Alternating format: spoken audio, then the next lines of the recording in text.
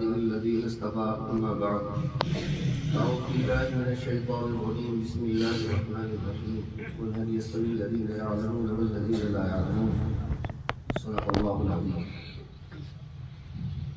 حضرات علماء کرام اور عزیز بچوں اور اساتذہ حضرات اور اس مدرسے کے محتمین، آج کی مجلس بہت ہی قابل مبارکباد مجلس ہے. ایسی مجلسیں بہت کم لوگ قائم کرتے ہیں.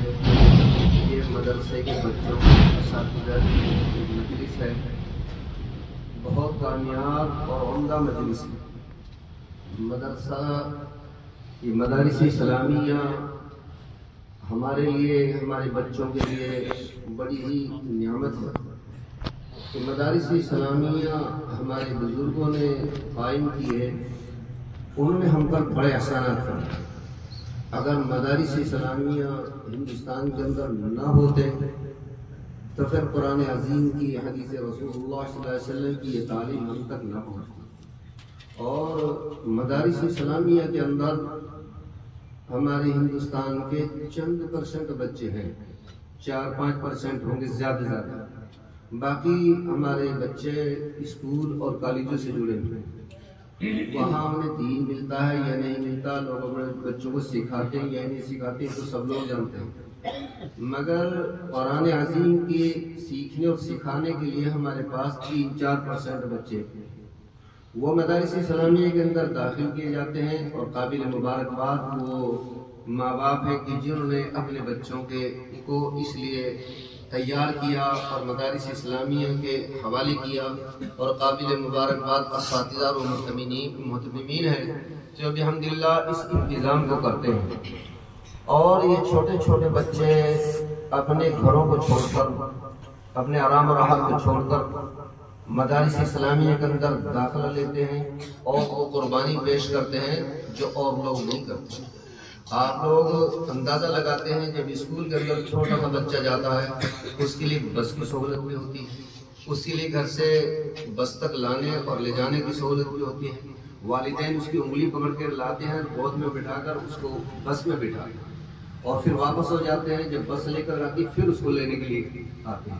اور جو تیاری اس کے لیے گھر میں کی جاتی ہے، اس کو نہلانا دھلانا، اس کے کپڑے سے صاف سب چیزیں کرنا، وہ والدین کی ذمہ داری ہوتی ہے. اور اس کی قدر و قیمت والدین کے یہاں بے انتہا ہے، چونکہ اس پر وہ ایک فیس ادا کر رہے ہیں. اور مدارس اسلامیہ کے اندر بچے کو بھیج کر کے، چھوڑ کر کے ہفتے اور مہینوں تک والدین اس بات کی طرف توجہ نہیں دیتے کہ ہم نے بچہ مدرسے کے حوالے کیا تھا، اس کے پاس دھلے ہوئے کپڑے ہیں یا نہیں ہیں، اس بچے کے پاس جو روزمرہ کی ضروریات کی چیزیں ہیں وہ ہیں یا نہیں ہیں، اس بچے کے پاس سردی اور گرمی کی سہولت ہے یا نہیں ہے. بس مدرسے کے حوالے کر دیا اور گھر میں چلے گئے.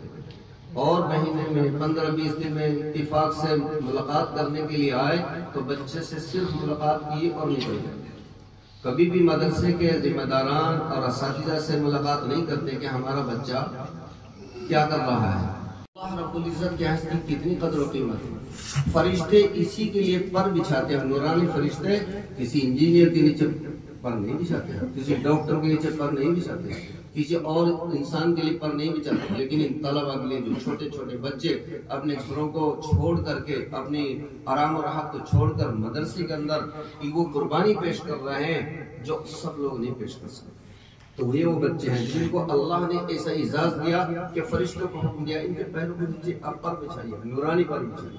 بزرگوں اور بھائیوں، ان کی قدر و قیمت کا پتہ قیامت کے دن چلے گا، یا پھر قبر میں پتہ چلے گا کہ جب حافظ قرآن دنیا سے رخصت ہوتا ہے اور جب وہ قبر میں جاتا ہے تو قبر میں سوالات کرنے والے فرشتے آتے ہیں اور وہ یہ کہتے ہیں کہ جب انسان یہ حافظ قرآن قبر کے اندر چلا جاتا ہے تو اس کے کفن اور اس کے بیچ میں خوبصورت شکل کے اندر ایک انسانی شکل کے اندر ہوتا ہے. اس سے کہا جاتا ہے کہ آپ اس سے الگ ہو جائیں، ہم ان سے سوال کرنا چاہتے ہیں. تو یہ کہتا ہے کہ میں اس سے جب تک الگ نہیں ہو سکتا جب تک اس کو جنت میں داخل نہ کرو. تو آپ اپنے سوال کرنے کے مامور ہیں، آپ سوال کیجیے. تو سوال کرتے ہیں اور چلے جاتے ہیں. تو بزرگوں اور بھائیوں قرآن عظیم اس کے سینے کے اندر محفوظ ہے، تو قبر میں ہی اس کے آرام و راحت کے دروازے کھول دیے، جنت کی طرف سے اس کے دروازے کھول دیے جاتے ہیں۔ اور حافظ قرآن اللہ رب العزت جہنم کے اندر نہیں پھینکے۔ آپ یاد رکھیں جس کے سینے کے اندر قرآن عظیم محفوظ ہے اس کو اللہ تعالیٰ جہنم کے اندر پھینکیں گے نہیں۔ کیوں؟ چونکہ قرآن عظیم کو اللہ تعالیٰ جہنم کے لیے نہیں رکھا ہے کہ اس قرآن عظیم کو جہنم کے اندر پھینکیں، یہ اللہ کا کلام ہے، یہ کلام اللہ ہے۔ جس سینے کے اندر محفوظ ہوگا وہ جہنم کے اندر نہیں جائے گا، جنت کے اندر جائے گا۔ اور بزرگوں اور بھائیوں، قابل مبارکباد ہیں وہ ماں باپ کہ جن کے بچے حفظ قرآن کر لیتے ہیں، اتنے بڑے قرآن کو اپنے سینے کے اندر محفوظ کر لیتے ہیں، تو وہ قابل مبارکباد ہیں۔ اور ان کو بھی قیامت کے دن ایک ایسا جوڑا پہنایا جائے گا کہ وہ جوڑا اتنا خوبصورت ہوگا کہ چاند اور سورج سے بھی اس کی خوبصورتی زیادہ ہوگا، اس کی روشنی زیادہ ہوگی۔ تو یہ بچے ہمارے وہ بچے ہیں کہ جو 2-3% مدارس اسلامیہ کو دیے جاتے ہیں، اور اس پر بھی ہمارے باہر پڑھنے لکھنے والے لوگ چپ کرتے رہتے ہیں، کہتے رہتے ہیں کہ یہ کمانا نہیں جانتے، یہ کھانا نہیں جانتے، یہ نہیں کرتے۔ اگر یہ انجینئر بنتے تو یہ کما لیتے، ڈاکٹر بن جاتے تو یہ کر لیتے۔ انجینئر ڈاکٹر بے شک بننا چاہیے، میں اس کا انکار نہیں کرتا کہ نہیں بننا، نہیں، اس کی بھی ہمیں ضرورت ہے، انجینئر کی بھی ضرورت ہے، ڈاکٹر کی بھی ضرورت ہے، اور دیگر لوگوں کی بھی ضرورت ہے۔ مگر کیا قرآن کریم کو سیکھنے والوں کی ضرورت نہیں ہے؟ قرآن عظیم کو لوگوں تک پھیلانے کی ضرورت نہیں ہے؟ اس کو سیکھنے کی ضرورت نہیں ہے؟ حدیث رسول اللہ کو سیکھنے کی ضرورت نہیں ہے؟ اس کے اسپیشلسٹ کی ضرورت نہیں؟ ہم کہتے ہیں کہ کان کا ڈاکٹر، کان کا اسپیشلسٹ ہے، یہ دانت کا اسپیشلسٹ ہے، یہ آنکھ کا اسپیشلسٹ ہے۔ بزرگوں اور بھائی، قرآن کریم کے اسپیشلسٹ کی ہمیں ضرورت نہیں ہے، حدیث رسول اللہ کے اسپیشلسٹ کی ہمیں ضرورت نہیں ہے۔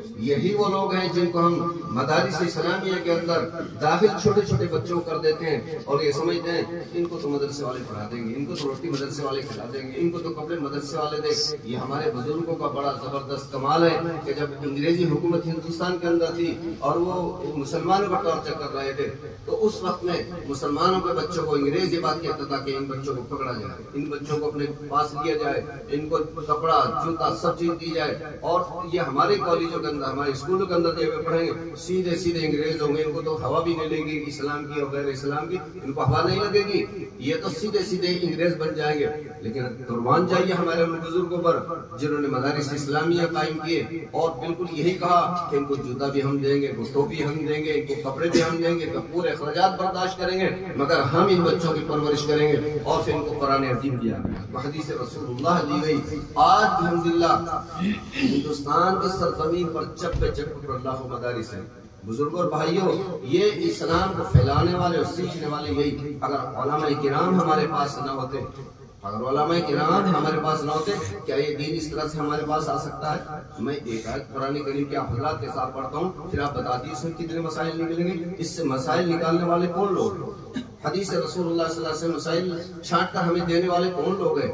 وہی ہمارے علماء ہیں جو رات دن کتابوں پر محنت کرتے ہیں، اس کو مطالعہ کرتے ہیں، رات کو مطالعہ کرتے ہیں، صبح کو مدارس اسلامیہ کی درسگاہوں میں بیٹھ کر کے ان بچوں کو اس کی تعلیم دیتے ہیں۔ وہی ہے جو قرآن کو سمجھتے ہیں، پھر ان بچوں کو سمجھاتے ہیں۔ ہم ان بچوں کو چھوٹا سمجھتے ہیں، مختصر سمجھتے ہیں، یہ سمجھتے ہیں ان کی کوئی ویلیو کی حیثیت نہیں ہے۔ نہیں، ان کی حیثیت دنیا والے نہیں جانتے، لیکن اللہ کے جو ان کی حیثیت ہے وہاں پہ دنیا داروں کی کوئی حیثیت نہیں ہے۔ اس وقت میں لوگ کہیں گے کاش ہم اپنے بچوں کو حافظ قرآن بنا دیتے، کاش ہم اپنے بچوں کو عالم دین بنا دیتے۔ میں نہیں کہتا کہ حافظ قرآن ہو اور وہ ڈاکٹر نہ بنے، میں کہتا ہوں کہ عالم دین ہو اور وہ ڈاکٹر بھی بن جائے، کوئی دقت کی بات نہیں ہے، مگر پہلے ہمیں اپنے بچے کو دین سکھانا ہے، پہلے اپنے بچوں کو پکا اور سچا مسلمان بنانا ہے۔ جب اس کے پاس دین آ جائے پھر وہ ڈاکٹر بھی بن سکتا ہے، انجینئر بھی بن سکتا ہے، دوسری چیزیں بھی کر سکتا ہے۔ کوئی اسلام کے اندر منائی نہیں دی گئی کہ حافظ قرآن انجینئر نہیں بن سکتا، حافظ قرآن یہ ڈاکٹر نہیں بن سکتا، حافظ قرآن کو دنیا کی کوئی ڈگری نہیں لے سکتا،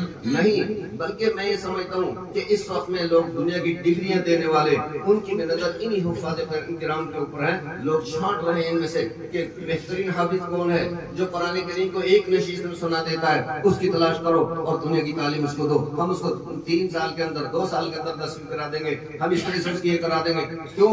انہیں معلوم ہے کہ مدارس اسلامیہ کے اساتذہ نے ان کے انہوں کے زبان کو درست کر دیا, ان کو پڑھنا سکھا دیا, ان کے ذہن کو جانچ لیا کہ کیسے دماغدار بچے ہیں. اتنی موٹی کتاب کو اپنے سینے کے اندر جب انہوں نے محفوظ کر لیا, دوسری چیزیں کیوں محفوظ نہیں کرتے؟ اور حقیقت یہی ہے, جب اتنی موٹی کتاب کو اپنے سینے کے اندر محفوظ کر کے اور رمضان المبارک میں, نوافل میں اور روزانہ کی تلاوت میں اس کو پڑھتے ہیں تو ساری دنیا جانتے ہیں کہ ذہین بچہ ہی اس کام کو کر سکتا, بغیر ذہین نہیں کر سکتا. لیکن ہمیں جو بچے دیے جاتے ہیں مدارس اسلامیہ کے اندر, وہ بچے دیے جاتے ہیں سمجھ کر کے یہ بچہ تو ہم سے بیکار ہے, دنگا کرتا ہے, شرارت کرتا ہے اور یہ گلیوں میں گھومتا ہے. اسی بچے کا تعین کیا جاتا ہے مدرسے میں چھوڑیے, مدرسے والے کسائیس کو دیکھ لیں گے. مدرسے والوں کو کیا کہیں کہ مدرسے والے کسائیس کو دیکھ لیں گے. میرے بزرگوں اور بھائیوں, جس بچے کو ہم نے مدرسے کے کسائیوں کو دے دیا, انہوں نے اس کو بہت اچھا بنایا, اس کو محنت کی اور بچہ عالم دین بنا. وہ مدرسہ وہ قرآن کریم کو جاننے والا بنا, حدیث رسول اللہ کو جاننے والا بنا, اور پھر اس نے امت کو تعلیم دینے کے لیے وہ تیار ہوا. تو مدارس اسلامیہ یہ درسگاہیں ہمارے بچوں کو سیدھی اچھی اور عمدہ اعلیٰ درجے کی تعلیم دیتے ہیں. جبکہ لوگ کہتے ہیں اعلیٰ درجے کی تعلیم ہندی اور انگریزی اور دوسری دنیاوی تعلیمات ہے, لیکن نہیں, وہ تو دوسرے درجے کی تعلیم ہے. اعلیٰ درجے کی تعلیم اگر کہا جائے گا, اعلیٰ درجے کی تعلیم اسی کو کہا جائے گا جو دنیا کے اندر بھی عزت دیتی ہے اور آخرت کے اندر بھی عزت دیتی ہے. یہی تعلیم ہے جو ہمیں اللہ کہنا سکھاتی ہے, اللہ کو جاننا سکھاتی ہے, اللہ کون ہے, اللہ کے نبی کو جاننا سکھاتی ہے, اور آسمانی کتابوں کو سمجھنا اور پڑھنا سکھاتی ہے. یہی تعلیم ہے. دنیا کی تعلیم والے لوگ پھر اس سے عاری رہتے ہیں اور وہ سمجھتے ہیں ہمارے پاس تو کچھ آتا نہیں. یہ الگ بات ہے, چاہے وہ موبائل بنا دے, کمپیوٹر بنا دے, ہوائی جہاز کو آسمان میں اٹھا دے, سب چیزیں کر لیں گے, مگر اس قرآن مقدس کی تعلیم کو نہ سمجھا سکتے ہیں, نہ سیکھ سکتے ہیں, اور نہ سمجھ سکتے ہیں, نہ سمجھا سکتے ہیں, چونکہ ان کے پاس ہے ہی نہیں.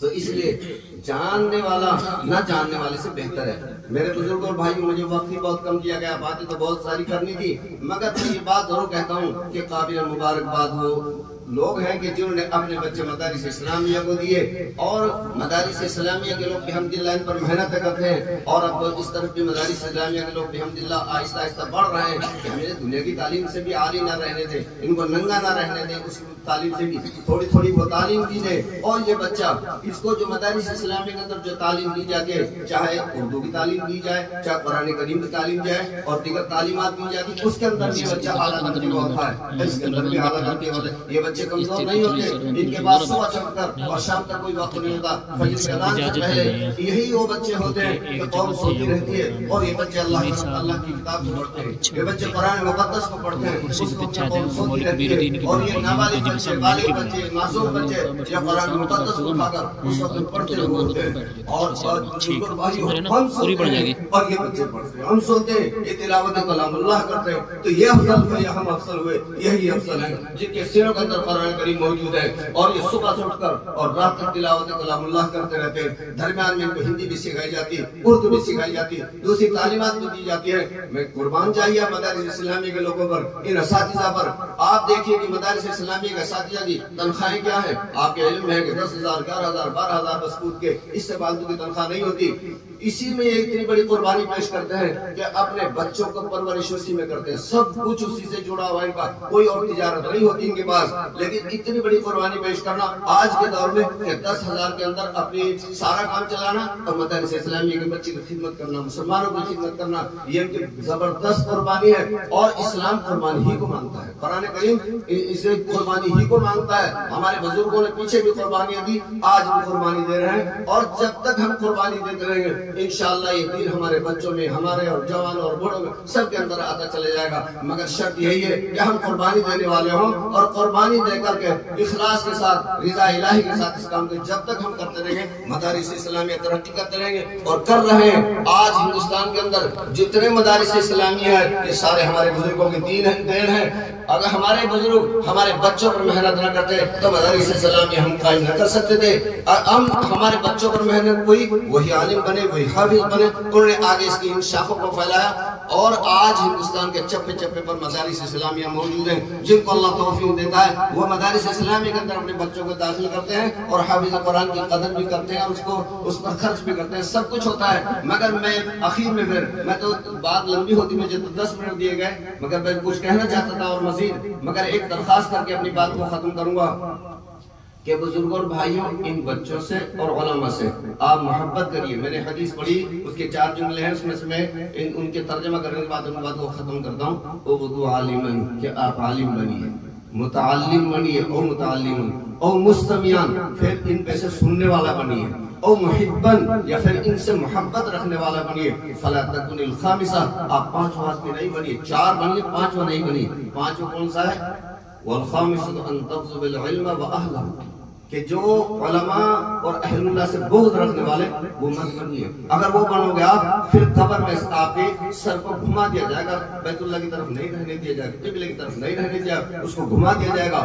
آج کچھ ہم اسی طرف چل رہے ہیں کہ اہل اللہ، حفاظ، علماء سے ہم چہرہ بنا لیتے ہیں، ہمارے اندر بغض اور عداوت پیدا ہوتی چلی جا رہی ہے۔ میں سمجھتا ہوں کہ ہمیں اس رویے سے اپنا بچنا چاہیے اور اپنے علماء، صلاحہ، اہل اللہ سے محبت کرنی چاہیے۔ اس محبت پر بھی ہماری بخشش کی جائے گی۔